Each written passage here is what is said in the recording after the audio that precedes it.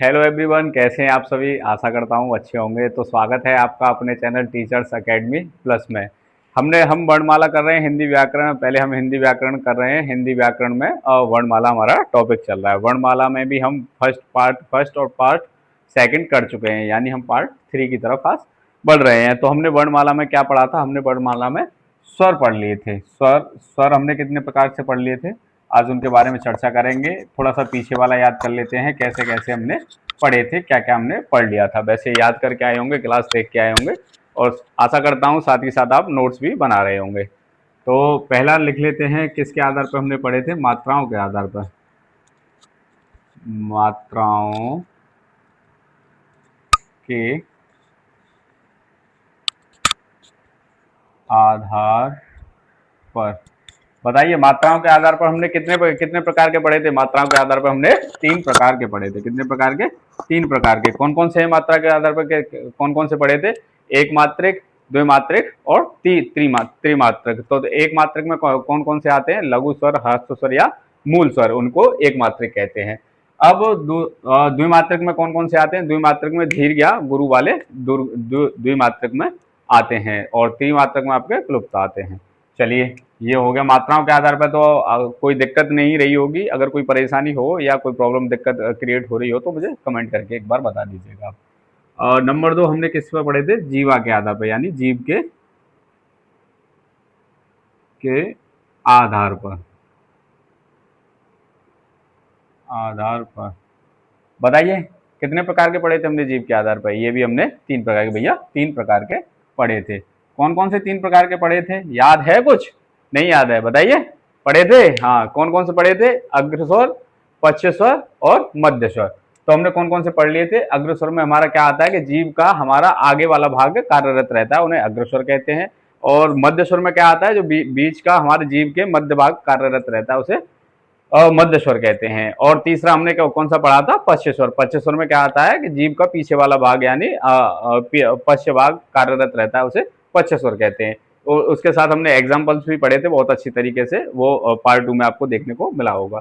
अब आ जाते हैं पार्ट 3, सॉरी तीसरे नंबर पर हमने किसके आधार पर पढ़े थे? उच्चारण के आधार पर या ओष्ठ के आधार पर?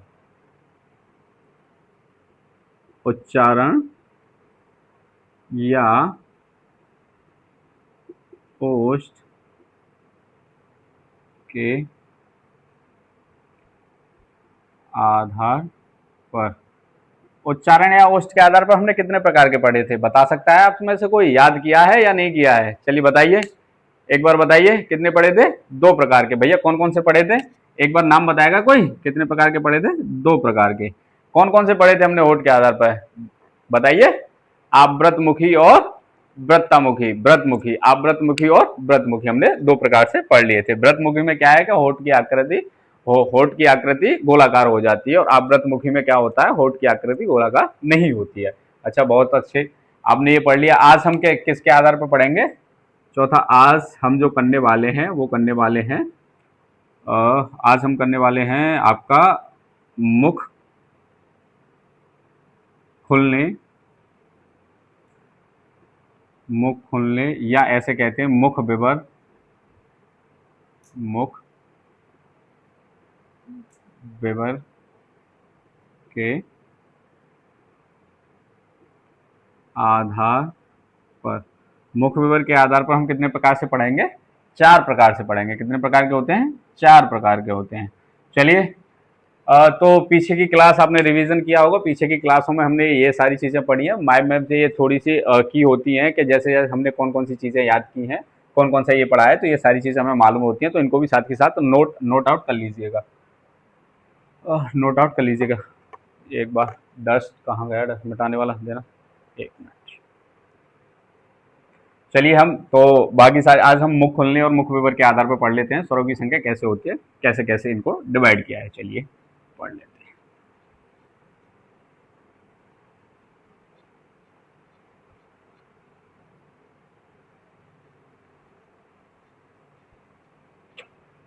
लिखिए, तो डेफिनेशन डालिए। मुख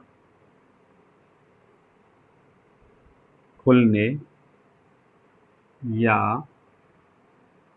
मुख विवर के आधार पर। कितने प्रकार के पढ़े हैं हमने, कितने प्रकार के होते हैं? 4 प्रकार के। अभी बताया था ना कितने प्रकार के होते हैं? 4 प्रकार के। बताइए एक बार कमेंट सेक्शन में कौन कौन से होते हैं, पता है किसी को? बताइएगा। चलिए मैं बताता हूँ। फर्स्ट समव्रतमुखी, समव्रतमुखी। सेकंड अर्ध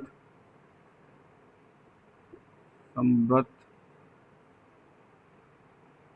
अर्ध समव्रत। और थर्ड विव्रत। और फोर्थ अर्धविव्रत।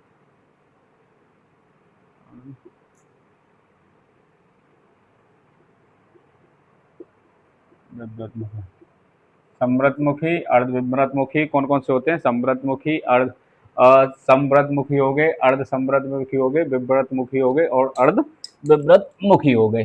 तो ये आपके मुख खुलने के आधार पर हम 4 प्रकार से पढ़ते हैं। इनका 1 बाई 1 डेफिनेशंस के आधार पर हम पढ़ लेते हैं। तो समव्रतमुखी डाल लीजिएगा एक बार, क्या होता है क्या नहीं होता है। तो पहले डाल लीजिए असमव्रत।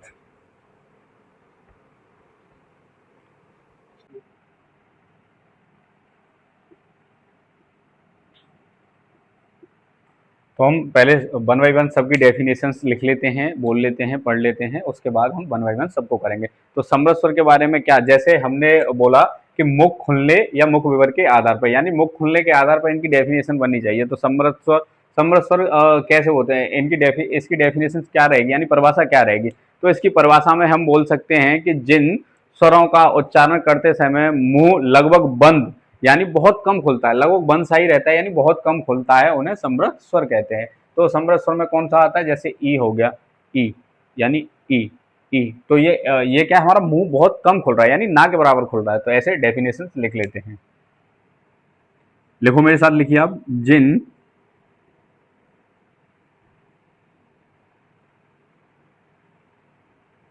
जिन स्वरों का उच्चारण करते समय मुख मुख लगभग लगभग बंद या बहुत या बहुत कम खुलता है, खुलता है, उन्हें समृत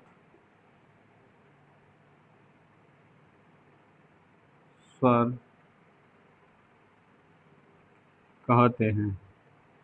यानी जिन स्वरों का उच्चारण करते समय मुख लगभग बंद या बहुत कम खुलता है, यानी बहुत कम कम खुलता है, उन्हें समृत स्वर कहते हैं। तो इसके एग्जाम्पल्स क्या हैं, यानी उदाहरण क्या है? उदाहरण के तौर पर हम लिख लेते हैं। जैसे उदाहरण में समृत स्वर में क्या क्या आता है? उदाहरण उदाहरण में ले लेते हैं। समृत स्वर में आता है हमारा, समृत स्वर में ई हो गया, ई हो गया, ऊ हो गया और ऊ हो गया। तो ये हमारे किस में आते हैं? समृत स्वर में आते हैं। समृत स्वर में अगर इसकी शॉर्ट ट्रिक लिखी जाए तो कई शॉर्ट ट्रिक्स हो सकती हैं इसकी। वैसे सुई भी लिख सकते हैं, सुई से, यानी ऊ और ई, छोटा ऊ और बड़ा ऊ ऐसे करके याद करते हैं। तो ऊ और ई दोनों इसमें आते हैं समृत स्वर में। तो समृत स्वर के बारे में आपने अच्छे से पढ़ लिया है, क्या होता है क्या नहीं होता है। तो समृत स्वर में एक बार इसके एग्जांपल्स जैसे बोलोगे मेरे साथ, बोलिए। ई यानी मुंह बहुत ना के बराबर खुल रहा है, यानी बंद हो रखा है, ऐसे लगभग बंद सा ही है। तो ई बोलोगे। ऊ ऊ ऊ, जैसे ऊ बोलोगे तो मुंह खुल रहा है क्या नहीं खुल रहा है? तो ये आप खुद भी बोल के देखिए, एक बार बोलेंगे तो और अच्छे से आपको समझ में आएगा। तो ठीक है, अर्ध समृद्ध के बारे में जान लेते हैं। समृद्ध के बारे में आप नोट डाउन कर लीजिए या स्क्रीनशॉट ले लीजिए, मैं साइड से हो जाता हूँ, एक बार स्क्रीनशॉट ले लीजिएगा आप। ले लिया स्क्रीनशॉट, चलिए मैं साइड से हो जाता हूँ। अब दोबारा से आप लिखते हैं अर्ध समृद्ध स्वर। अब आ जाते हैं अर्ध समृद्ध स्वर के बारे में। चलिए, अर्ध समृद्ध स्वर सेकंड नंबर पर डालिए आप, अर्ध समृद्ध स्वर।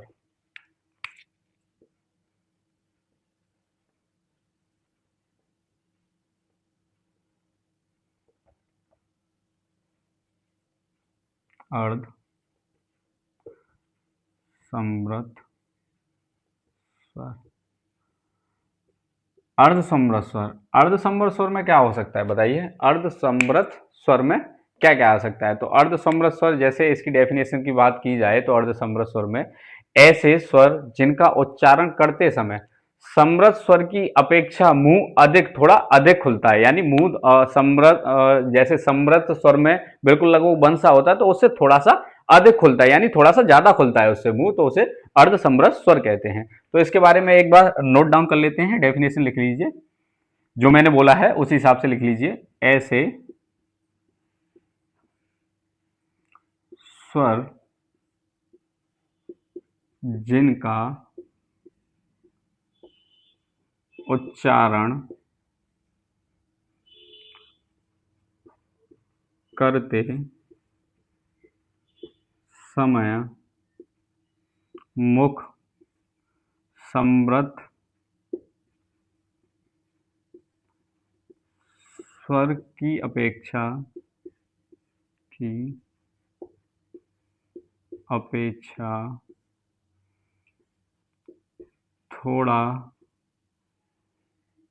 थोड़ा सा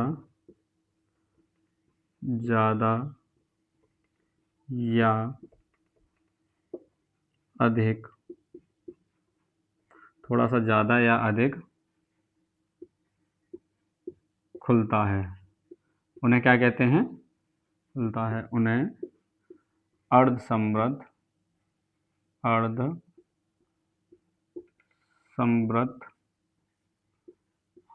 स्वर कहते हैं। देखिए, अर्ध समृद्ध स्वर यानी समृद्ध स्वर में यानी लगभग बंद सा ही रहता है। समृद्ध स्वर में हमने पढ़ा था, उसकी शॉर्ट ट्रिक सुई, जैसे ई और ऊ आता है इसमें। तो अर्ध समृद्ध स्वर में क्या है? ऐसे स्वर जिनका उच्चारण करते समय मुख का समृद्ध स्वर की अपेक्षा थोड़ा ज्यादा खुलता है, यानी समृद्ध स्वर में तो लगभग बंद सा ही रहता है और उससे थोड़ा सा अधिक खुलेगा, उसे अर्ध समृद्ध स्वर कहेंगे। अर्ध समृद्ध स्वर में कौन कौन से आते हैं? एग्जाम्पल में लिख लेते हैं उदाहरण के तौर पर।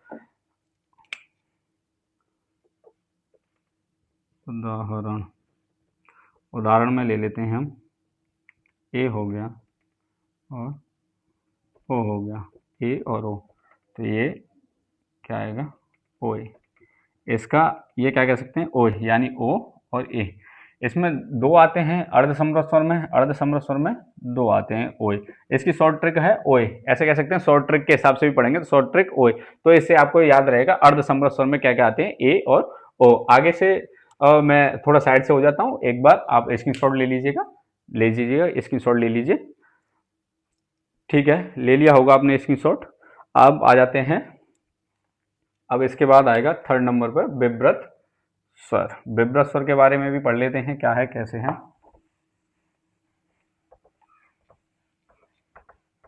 आपने स्क्रीनशॉट तो ले लिया ना? ठीक है, चलिए।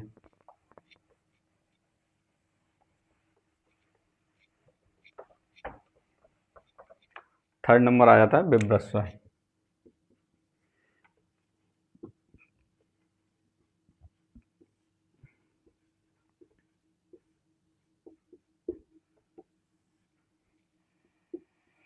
विब्रत स्वर क्या होते हैं, कौन कौन से होते हैं, क्या होता है विब्रत स्वर में? तो एक बार इसकी डेफिनेशन में बोल देता हूँ, परिभाषा क्या होता है विब्रत स्वर में। ऐसे स्वर जिनका उच्चारण करते समय सबसे अधिक यानी सबसे ज्यादा मुंह खुलता है, यानी मुंह जो है सबसे ज्यादा खुलता है, उसे क्या कहते हैं? विब्रत स्वर कहते हैं। इसमें क्या आता है? आ, जैसे आप आ बोलोगे ना, आ बोलोगे तो क्या आएगा? ए विब्रत, यानी पूरा मुंह खुल रहा है, लगभग पूरा मुंह खुल जाता है इसका। तो इसमें डेफिनेशन लिख लेते हैं, जिन स्वरों का उच्चारण करते समय मुख सबसे अधिक या ज़्यादा खुलता है। यानी मुख सबसे अधिक या सबसे ज्यादा खुलता है तो उन्हें क्या कहते हैं? विब्रत स्वर कहते हैं। जिन स्वरों का उच्चारण करते समय मुख सबसे अधिक या सबसे ज्यादा खुलता है उन्हें क्या कहते हैं? उन्हें विब्रत स्वर कहते हैं। तो उन्हें विब्रत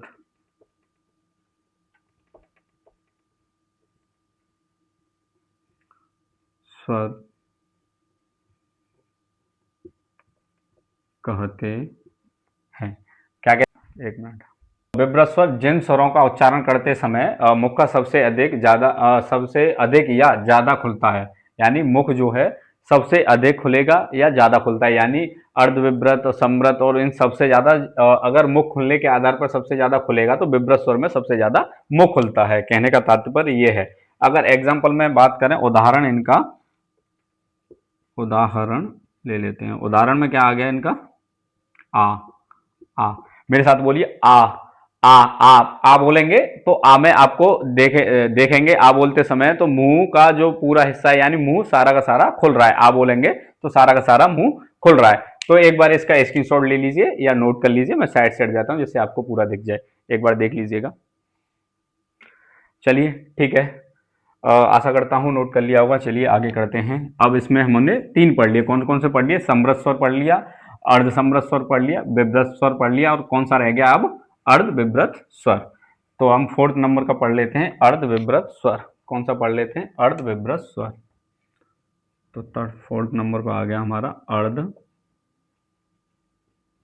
विब्रत स्वर। अर्ध विब्रत स्वर, तो इसके बारे में भी पढ़ लेते हैं हम। क्या होता है? जिन स्वरों का उच्चारण करते समय, जिन स्वरों का उच्चारण करते समय मुख विब्रत की अपेक्षा थोड़ा कम खुलता है। थोड़ा कम खुलता है यानी जिन स्वरों का उच्चारण करते समय मुख विब्रत की अपेक्षा थोड़ा कम खुलता है। यानी विब्रत में क्या होता है कि वो विब्रत में बहुत ज्यादा खुलता है, यानी सबसे ज्यादा विब्रत में ही खुलता है। या फिर ऐसे भी कर सकते हैं, या जिन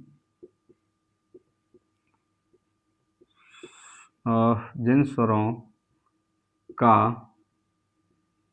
उच्चारण करते समय मुख विब्रत